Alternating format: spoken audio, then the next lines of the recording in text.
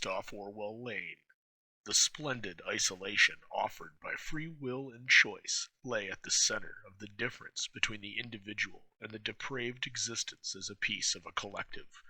On the small island of St. Jude, superstition holds that free will is ripped asunder by an evil devil that transfixes her victims in mindless automatons destined to do nothing other than serve. Upon a boat to this very island, Lamont and Margot meet a young woman desperately seeking her betrothed who disappeared. As the sunlight fades across the beach, something more sinister than darkness begins to slowly extend its tendrils outward, and only the shadow can rise to shine the light of truth upon nefarious schemes and bring back the true blessing of free will from the mindless enslaved zombies. Starring Bill Johnstone and Marjorie Anderson, from October 13th, 1940, The Isle of the Living Dead. Who knows what evil lurks in the hearts of men?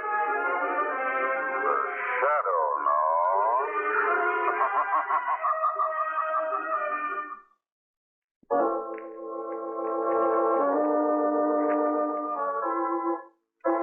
The Shadow, mysterious character who aids the forces of law and order, is in reality Lamont Cranston, wealthy young man about town. As the Shadow, Cranston is gifted with hypnotic power to cloud men's minds so that they cannot see him. Cranston's friend and companion, the lovely Margot Lane, is the only person who knows to whom the voice of the invisible Shadow belongs. Today's story, The Isle of the Living Dead.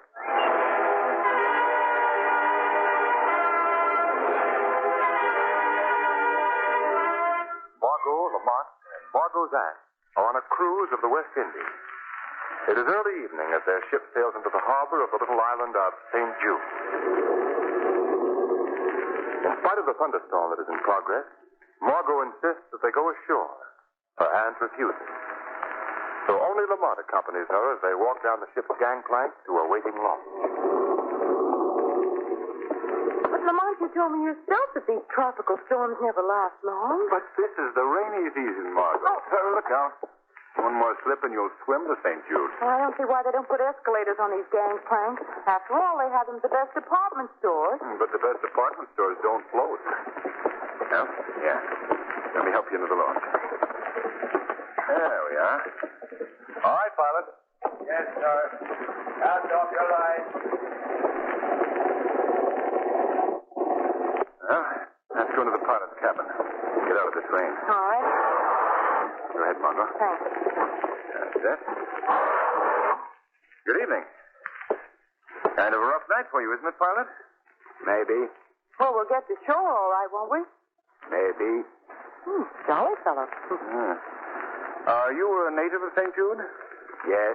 Well, it certainly looks like a beautiful place. You think so? Well, yes. Hmm? You have been here before? No, we haven't. Then wait and see before you talk. You must be a big help to the Chamber of Commerce. What's wrong with the island, pilot? One half of island good. Other half belong to devil. What do you mean? Look through window. You see big hill over there? Oh, yes. I can just barely make it out. That plantation belong to devil lady. Mrs. Nesbitt. Devil lady? Yes. No one go near her place. Why not? You ever hear of zombie? Zombies?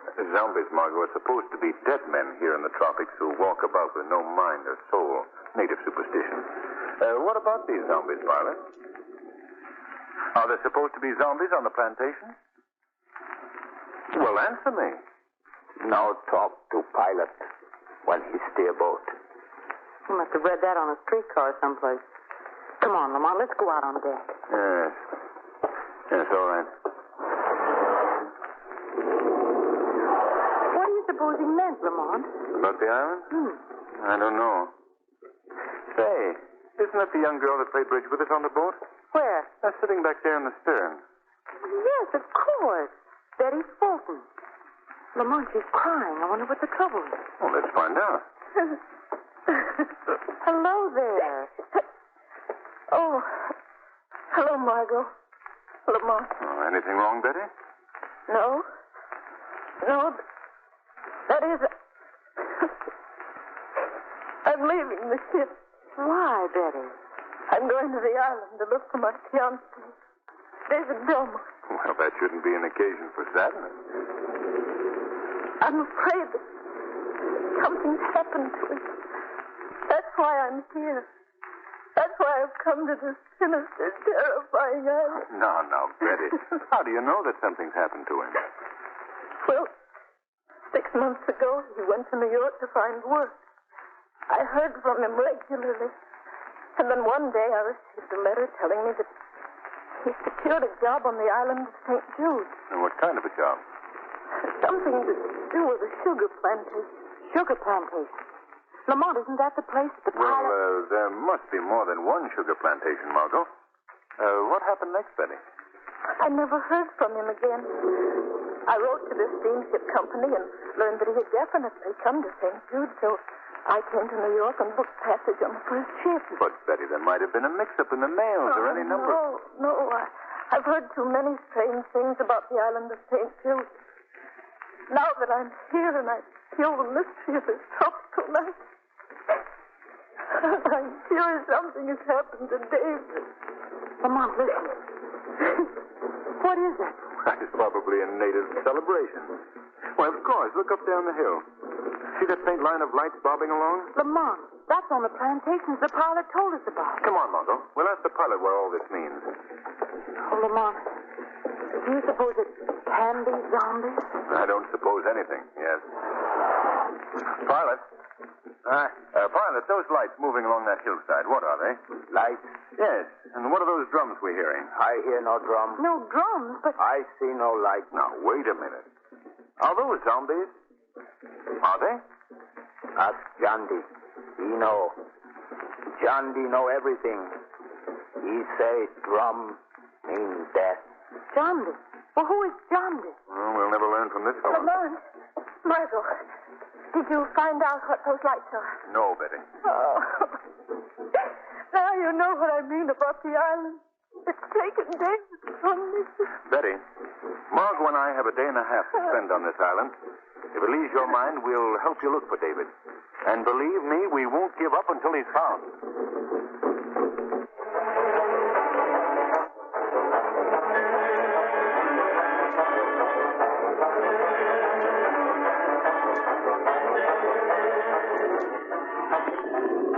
Lamont, perhaps we should have gotten one of the natives to guard us to the Nesbitt plantation. I couldn't find anyone who'd take the job.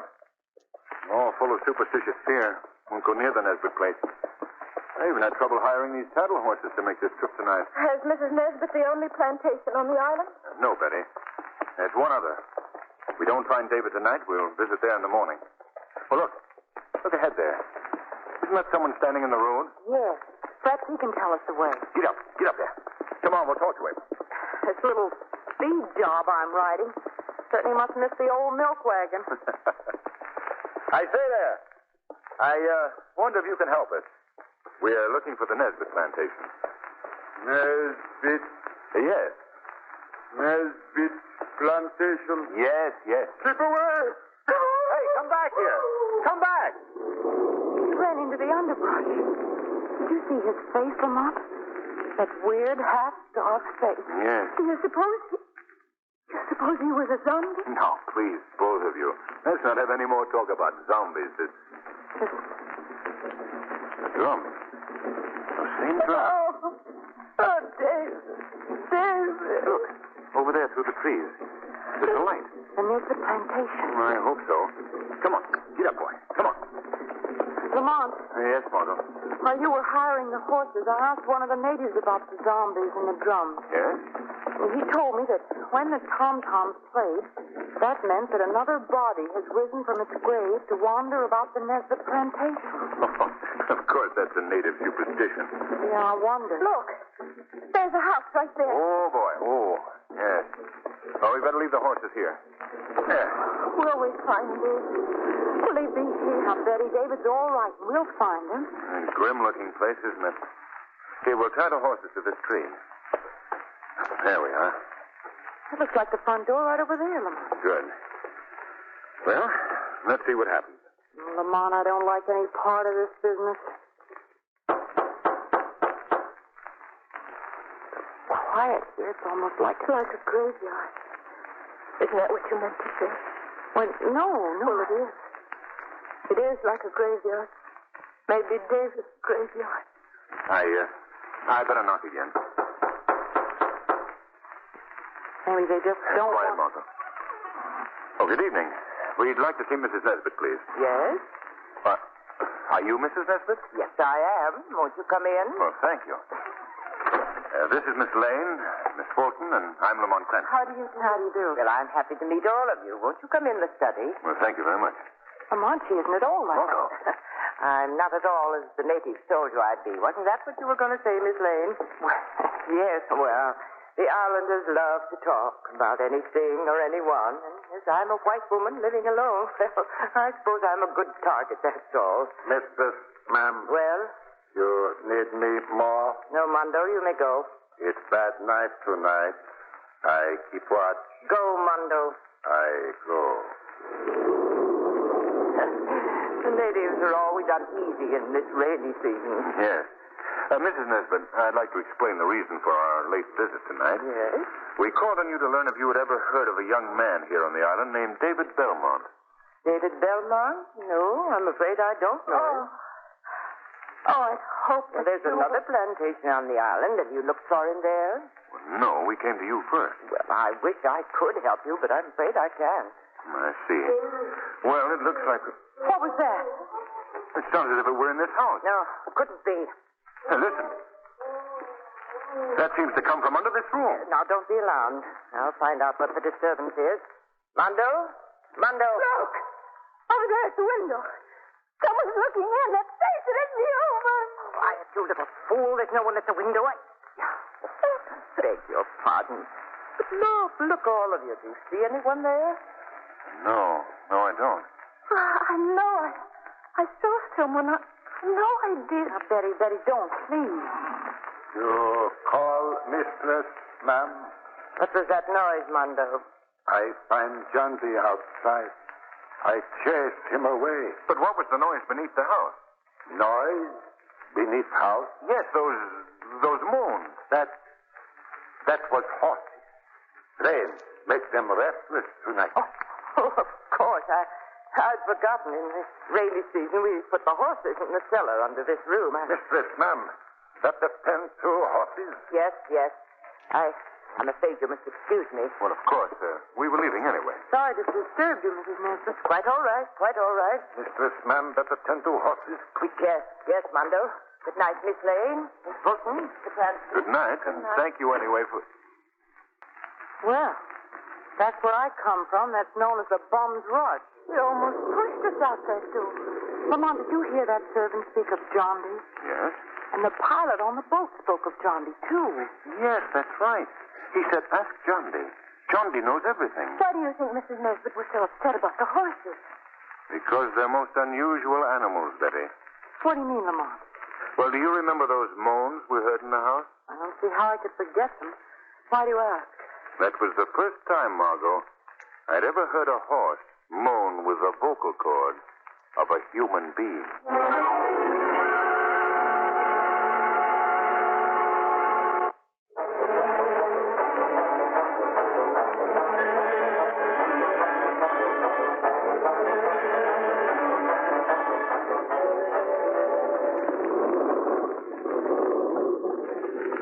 I believe there's an inn just down the street. We can rest there before we go to the other plantation in the morning. Well, it's almost morning now, isn't it, Lamont? No, it's only 2 o'clock, Margot. I suppose it would be too much for us to go to that other plantation tonight. Well, it'd be quite a journey on a night like this. But I've got to know something about David, too. If David isn't at the other plantation, I'd like to pay another visit to our friend, Mrs. Nesbit. Why, Lamont? Whoa, boy, whoa. And we'll leave the horses here. Well, someone's awake at the local inn. Lamont, why do you want to go back to the Nesbit place? Well, for one thing, I'd like to learn more about those moans that came from her cellar. They did sound human. They were human, Margot. what about this man, Johnson? The one who knows everything. I very much enjoy meeting him, Margot. Well, shall we go in? Coming, Betty? Yes. Well. Nightlife on St. Jude. It seems to consist of one large bar and piano, two small tables, and some local barflies. At least we're out of the rain. I don't know whether I want coffee or a clothes wringer. Margot, I don't know how to thank you both for practically risking pneumonia just for my sake. Oh, that's all right, Betty.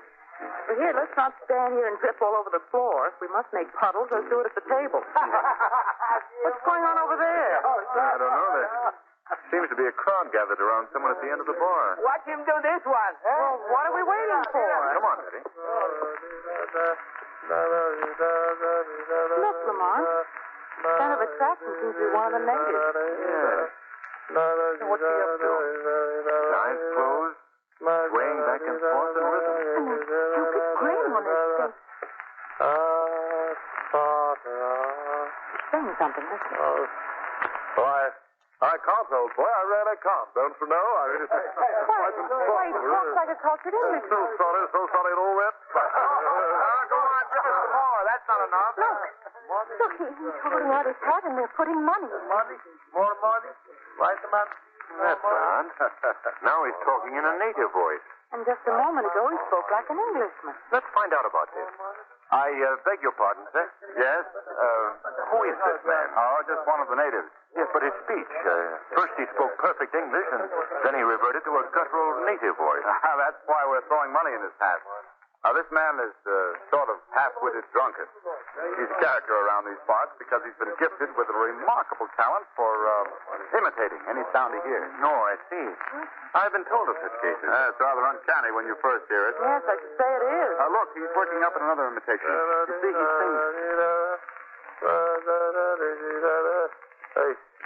Hey, I just stuck in here for a quick pick-me-up. Now, don't, for heaven's sake, tell my wife. He just impersonated Cranston, his storekeeper. It was perfect, too. Isn't he amazing, Lamont?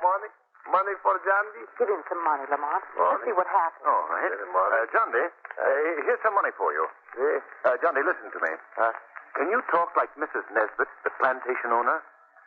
Mrs. Nesbitt? Mrs. Nesbitt? Come on, Jandy. Lamont, he's closing his eyes. Swaying back and forth. I think he's going to talk. Listen closely to me, do you hear? It's Mrs. Nesbitt's voice. Exactly. From this night on, you're my slave. You must obey me. You have your orders. Now do as I command. Lamont, who do you suppose she was talking to? Quiet, Margot. He hasn't finished. Yes, mistress. Yes, mistress, I do as you command. Oh, no. Lamont! Betty, what's the trouble, Betty? Young lady, dear. Where is he? Who, Betty? That man, Sunday. Why, where did he go? He just ran out. No, find him. Well, what is it, Betty? Why do you want John Day? Because that voice. That voice that answered Mrs. Nesbitt was my fiancé, Jason.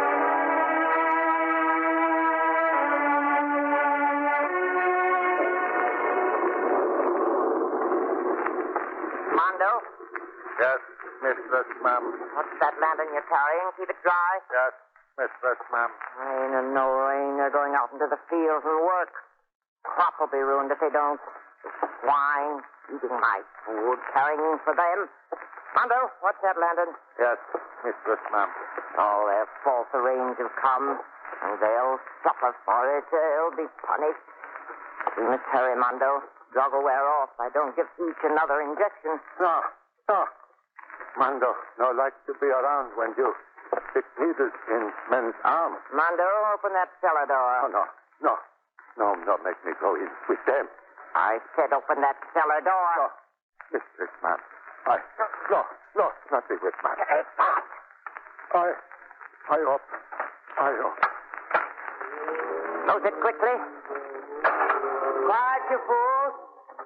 Now listen to me, all of you. I don't expect you to know what I'm saying, but listen anyway.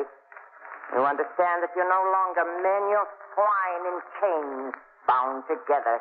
Filthy cattle who labor in the cane fields under my command.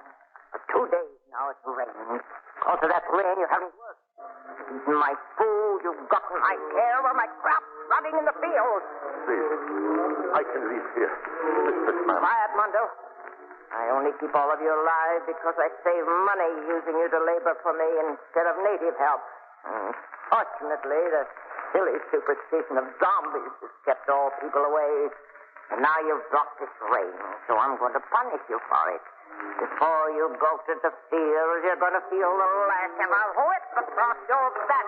You'll see how the twilight No, we can't. Something bad may happen. You idiots, come here. Come here. They do not obey. They must obey. Come here to me. I command you. What was that?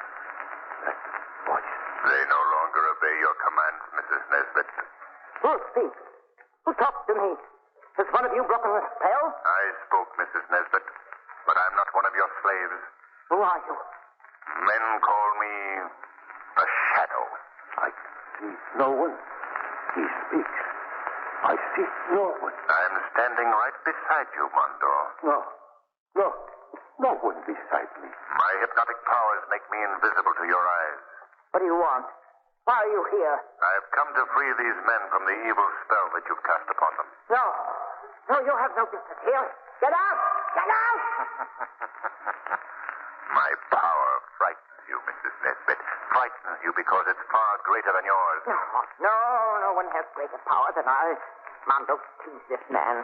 Listen for the location of his voice and seize him. Yes, Mondo. Come on, seize me. If you dare. No, Mondo no like voice. Mondo no want to be near voice. Mondo, run away from voice. Mondo, come back here. Your faithful Mondo has deserted you, Mrs. Nesbit. He's not only deserted you, but he's also locked you in the cellar with the slaves you've so cruelly treated. Oh, no. And they're becoming restless, Mrs. Nesbit. Perhaps they feel that the power you hold over them is not as strong as you've led them to believe. No, let me out of here. Mondo, open that door. That door will remain locked until you tell me the secret you've used to turn these poor creatures into living dead men. Slaves who move and act like animals. I can't tell you that. The men are becoming more restless, Mrs. Nesbit. Soon your power will wear off altogether. And when it does, I must warn you, it would be futile for me to attempt to save you from their mad rage. No. Hear them? You haven't much time, Mrs. Nesbit. You can't keep me locked up in here. You must let me out. I cannot release you. Till you tell me what you've done to these men. All right, I'll tell you. I've been feeding them a drug. A secret drug that I discovered here on the island. I thought so. Is there an antidote for that drug? No, it's not necessary. Unless it's administered daily, the effect wears off. Now, please, let me out of here. Not yet, Mrs. Nesbit. First, you must tell me who these men are. Some of them are natives. The others are white men that are hired in the state. And you gave them this drug and put them to work in your fields as slaves, isn't that right? Yes. And you created the superstition of zombies, of the tom-toms, just to keep away anyone who might be curious about your activities. Yes, now let me out of I here. must learn one more thing. Is one of these men David Belmont? Answer me. Is he among them? Now, please, open the door. You promised me, please. Shadow. I keep my promise. Shadow. He's come to see me in the door. They're barring my way. Well, Shadow, are you still there? Shadow.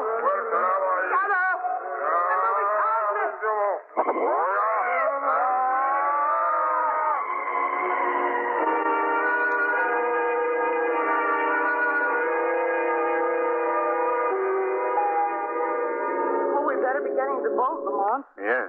I want to thank you again, Mr. Cranston, for all that you've done for Betty and me. oh, don't mention it, David. Goodbye, Betty. Goodbye. And remember, we'll see you soon in the States. All right, Betty. Bye-bye. Watch your step, Margot. right, Getting into the launch. That's it. All aboard, sir. We're watching the ship now. Well, Lamont, I can't say that I'm sorry to be bidding farewell to the dreamy little Isle of St. Jude. It wasn't dull, Margot. Oh, I'm glad that the authorities cleared the men of any responsibility for Mrs. Nesbitt's death. Well, it was easy to prove that she died of shock. Shock induced by fear of the living dead men that she herself had created. Yes. Well, I've settled one point in my mind anyway. Oh? What's that? The only zombies that I ever want to see again are the kind they serve in a nightclub in a long, cool glass.